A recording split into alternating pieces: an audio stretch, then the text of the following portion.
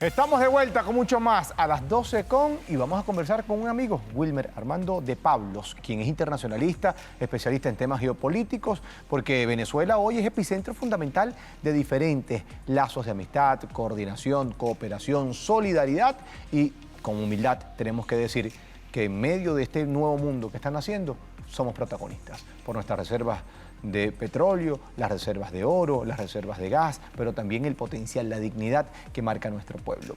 Wilmer, muchísimas gracias por aceptar esta invitación. Sabemos que tenemos una agenda apretada. Vamos a comenzar con el tema que ocurrió la semana pasada. En virtud de la nueva paz en Colombia con Gustavo Petro, ha tenido como punta de lanza Venezuela. Venezuela recibió lo que fue la firma de esta comunicación que ya asigna una fecha, noviembre de 2022, se retoma el diálogo entre el ELN y el gobierno colombiano. Este gesto, ¿qué significa para lo que es la paz de Colombia, pero sobre todo, qué significa para las relaciones entre Venezuela y Colombia? Sí, gracias por la invitación, por supuesto, y saludos a toda la audiencia, a tu audiencia, a partir de este programa con Al Mediodía con. Efectivamente es un gesto extraordinario de confianza que se manifiesta o se concreta en esa misiva que envía el presidente Gustavo Petro al presidente Nicolás Maduro y que él, por supuesto, la hace pública informando al pueblo venezolano. Marlene, nosotros tenemos una historia de más de 2 siglos, ¿sí?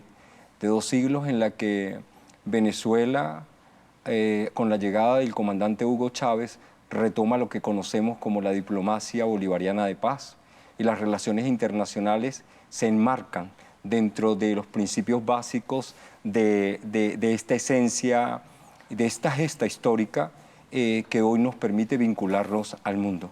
Por eso es muy importante el gesto del presidente Petro en este reinicio de las relaciones con Colombia. Es un gesto de confianza, y con la confianza como principio básico, toda relación, por supuesto, será fructífera desde todo aspecto, político, económico, cultural, económico, etc.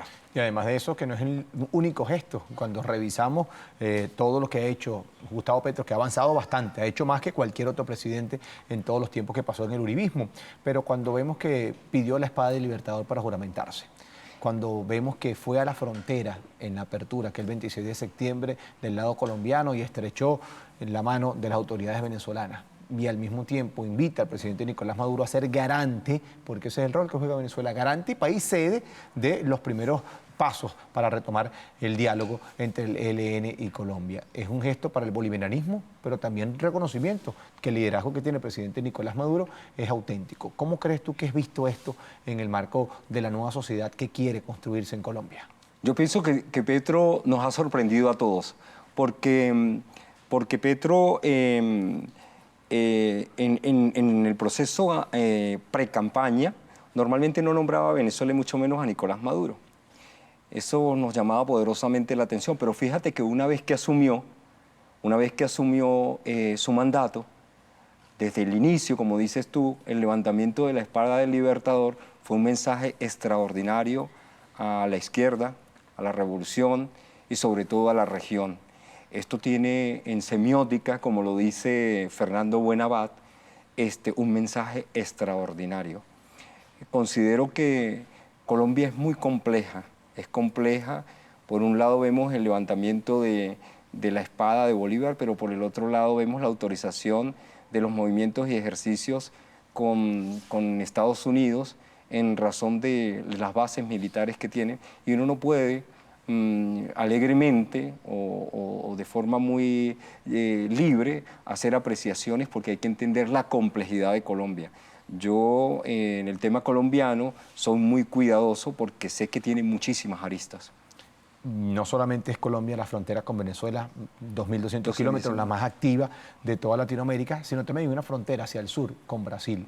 Y Lula triunfó con un 48%, no le alcanzó en primera vuelta, ya son 4 candidatos los que han declinado la posibilidad de, en este caso, apoyar al actual presidente Jair Bolsonaro, sino que se decantan por Lula da Silva, a pesar de que en un momento determinado tuvieron posiciones encontradas. ¿Cómo ves este panorama, sobre todo para el bienestar de Venezuela? Esa interpretación que tú haces es extraordinaria, porque es ya concretar las alianzas que se hacen en razón de los partidos, ¿no?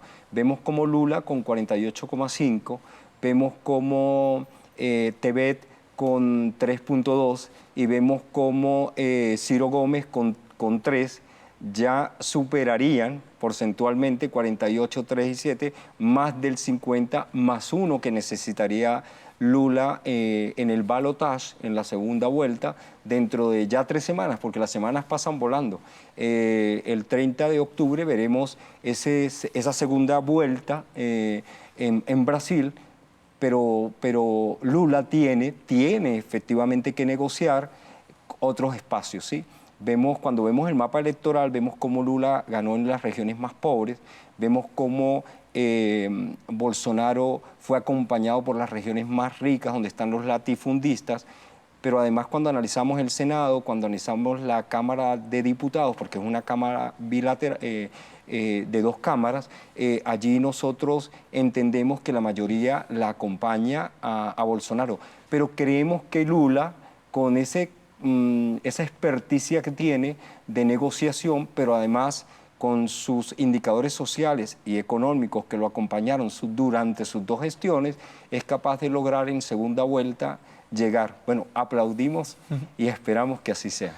Y no solamente en esta región hay países fundamentales apostando al cambio, sino también vemos como Rusia, Irán, China están teniendo unas nuevas alianzas, unos nuevos acercamientos. Mientras eso ocurre, la OTAN sigue con su saña. ¿Cómo ves el panorama, sobre todo ahora que viene un proceso muy difícil de recesión económica? Todos los especialistas lo anuncian, los mismos presidentes han dicho que, bueno, que lo que viene de aquí en adelante va a ser crítico.